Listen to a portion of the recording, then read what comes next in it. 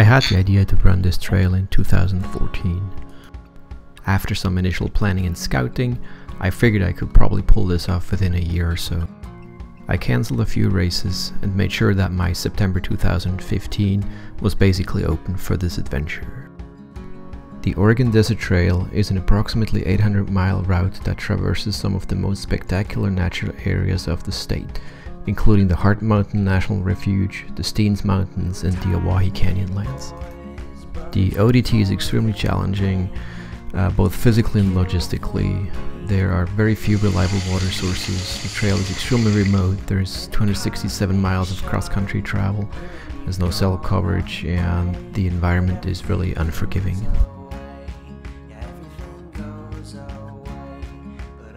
In the early morning of August 29th, 2015, we drove to the tumulus trailhead in the Oregon Badlands, just outside of Bend. My plan was to complete the trail in 17 days. That would be half of the time of the current record. The preparations and the logistics for this adventure was extremely time consuming. Over the last couple of months, we had placed nearly 40 food and water caches along the route.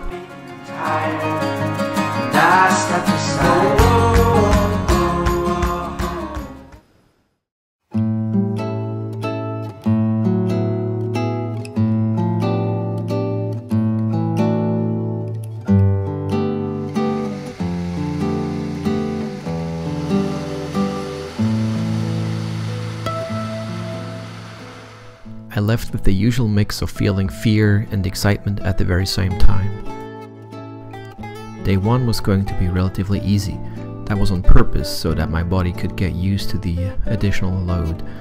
It was barely 40 miles, but the conditions for running were actually not ideal because, especially through the Badlands, there's a lot of sand, so it's hard to move efficiently.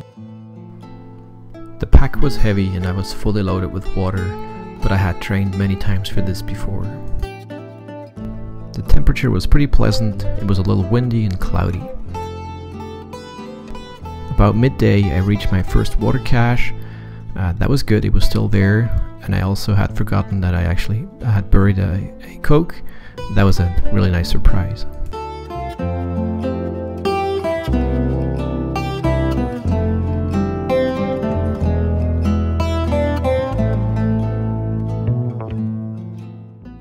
After another 20 miles of grinding, I reached my first daily cache. I set up camp, took care of my feet, and went to bed really early to get a good night of rest.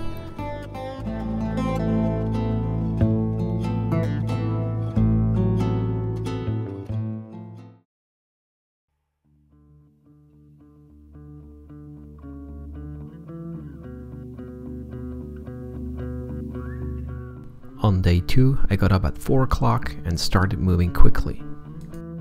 The nice desert sunrise was motivating and filled me with energy. My MB2 helped me to navigate through one of the many cross-country sections, where navigation was in general very challenging.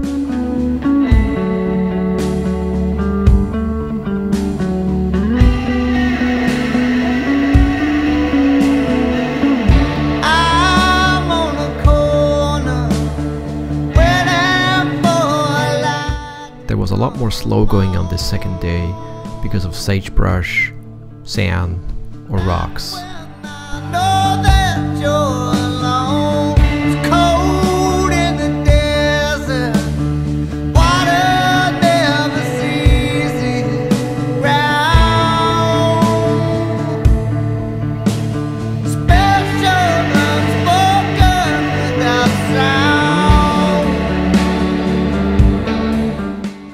Wind and rain had exposed my second cache, but it was still there. I found a nice camp spot under a tree with great views and set up camp quickly.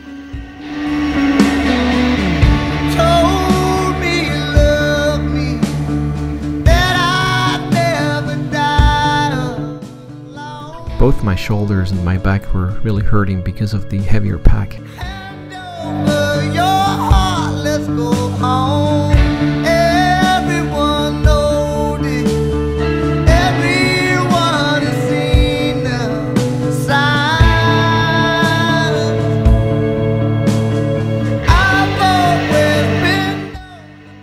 a great dinner, charged my electronics for the next day, and studied the maps and the route.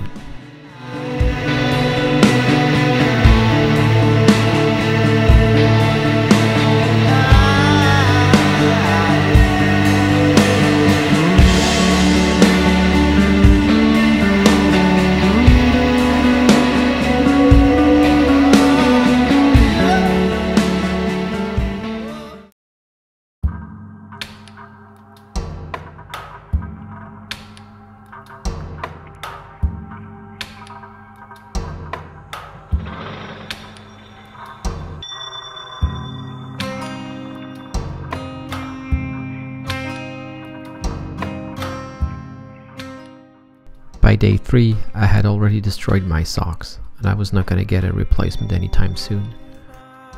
But it turned out this was the least of my problem. Sometime in the middle of the day, I discovered the unthinkable. I had lost my sunscreen. This was clearly bad news in the middle of the desert. I didn't really have any other option than to move on and to protect my skin as much as possible. Refilling my bottles and staying hydrated was always a major worry. Sometimes I got lucky and found unexpected water sources to cool me down or to refill my bottles.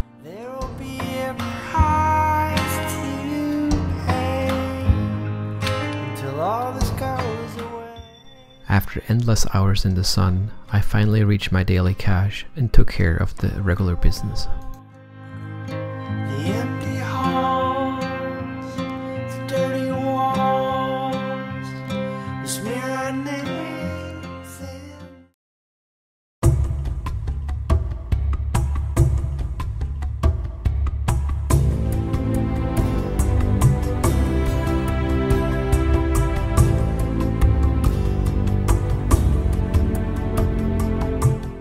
Day 4 was a long and slow 45-mile section that eventually got me into Paisley.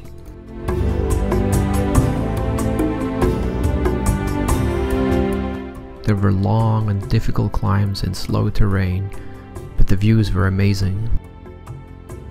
For the first time on this journey, I fully realized how insignificant I was in these vast open spaces.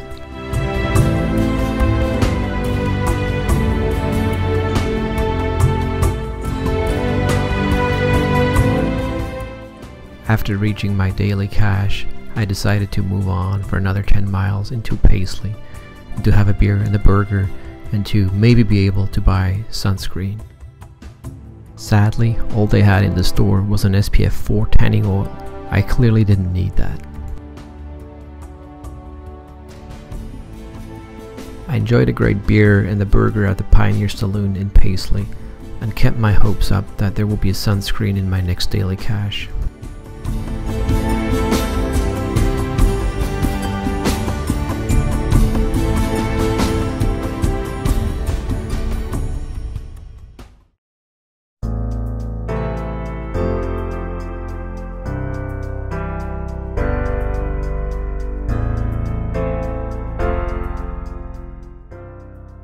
When I reached the 10k turnaround point the next morning for some local race, I felt really good, but disaster was about to strike again. Shortly thereafter, I broke my pole. But after some thinking and experimenting, I was able to duct tape it together again. I moved on through the beautiful Fremont Forest and enjoyed some great views. Thankfully, it was a little cloudy, but my lips were swollen and blistered by then.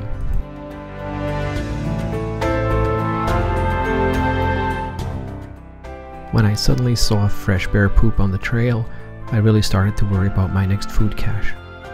As I got there, I saw that a bear had tampered with the cache, but luckily he wasn't able to open it. Sadly, there was still no sunscreen in this cache.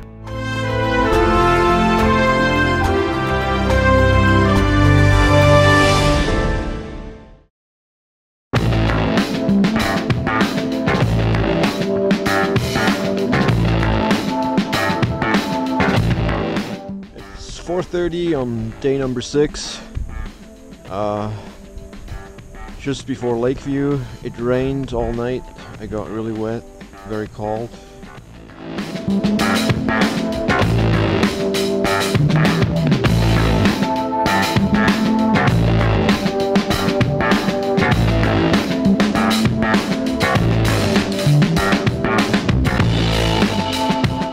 In the late afternoon, I finally reached my daily cache, was able to dry my stuff, and found two things that I've been waiting for a long time: sunscreen and socks.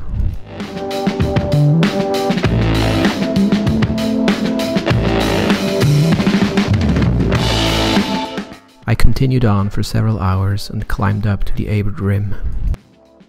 The going was very slow because of all the volcanic rocks, but the views were truly amazing.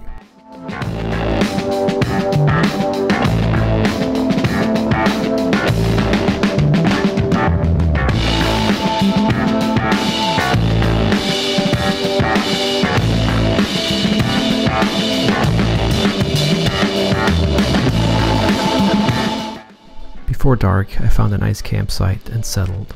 The weather looked nice when I went to sleep, but at night I suddenly woke up and it was snowing.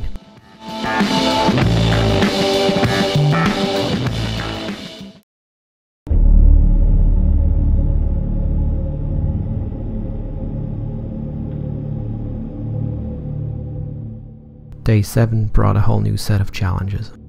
I got hammered by storms all day long.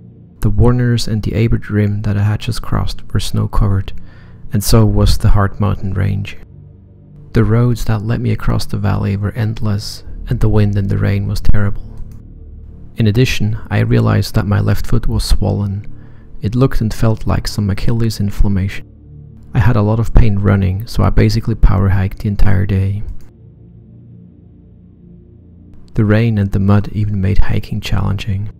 I was soaked and wet, with no end in sight.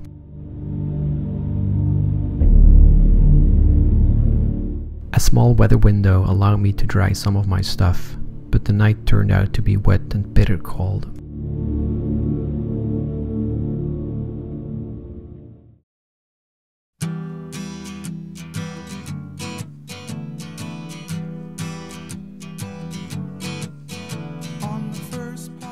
I got up at 4 and started moving to beat the cold. My foot was swollen and hurting badly, and I had a lot of trouble moving forward in these challenging conditions.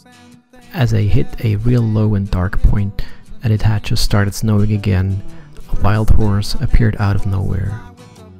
The horse ended up following me for more than an hour and provided great company and motivation. I offered him my last fig bar, but he wouldn't come that close. I've been through the desert on a horse with no name. It felt good to be out of the rain. In the desert, you can remember your name, 'cause there ain't no one for to give you no pain. La la la la la la la la la la la la la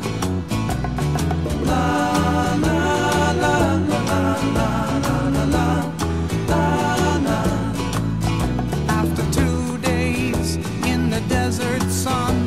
My skin began to turn red. After 3 days in the desert fun, I was looking at a riverbed, and the story it told.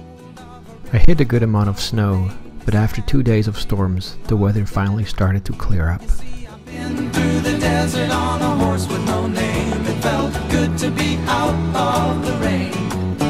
In the desert. In pretty good spirits, I made my way down to the Hard Mountain Hot Springs, where someone gave me an apple and I took a really relaxing bath in the hot springs.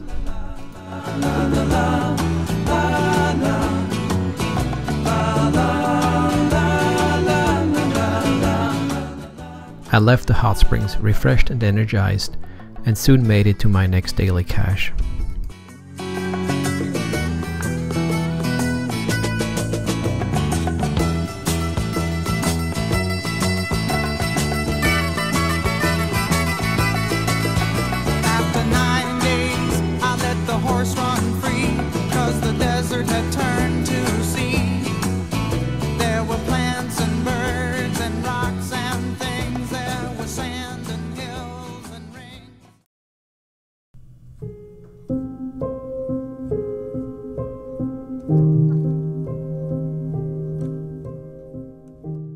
The night was absolutely terrible. Everything was frozen over in the morning. I ended up getting up at 3 AM just because shivering in my sleeping bag really wasn't so attractive. Things didn't turn out well from there at all. After only a few miles, I had to cut open my shoe again so that I could fit in my swollen foot. Running was definitely not an option anymore, and even hiking hurt like hell. At that point, I still had some hope that I would eventually make it the 49 miles to my next food cache. But that was clearly all based on false hope and on simply ignoring reality.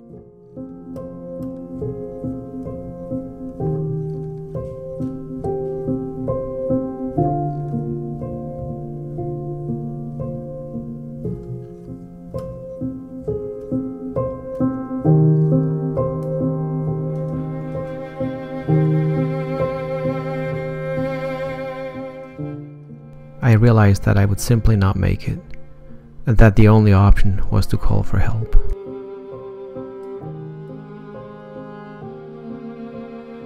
At that point, I still had almost 26 miles to go to the next access point.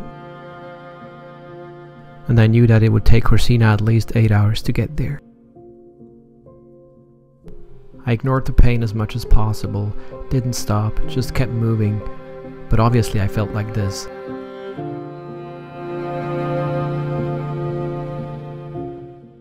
After long hours, I finally reached the access point, and the wait began.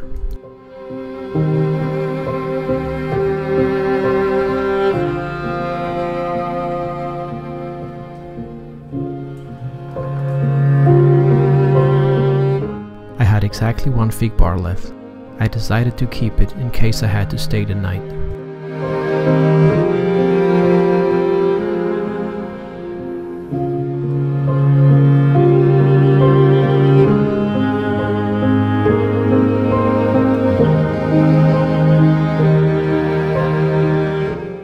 I had no clue whether help would actually arrive, but after long hours, it did.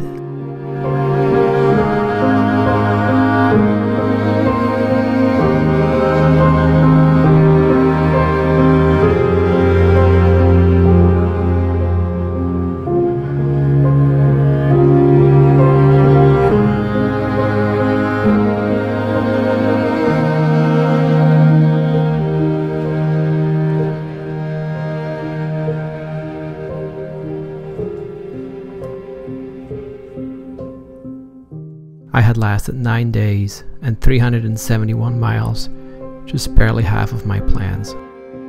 I think that feeling insignificant is part of doing big things. It was clear from the very beginning that the most likely outcome for this challenging adventure would be a failure. But as Goethe said, there is nothing insignificant in this world. It all depends on the point of view.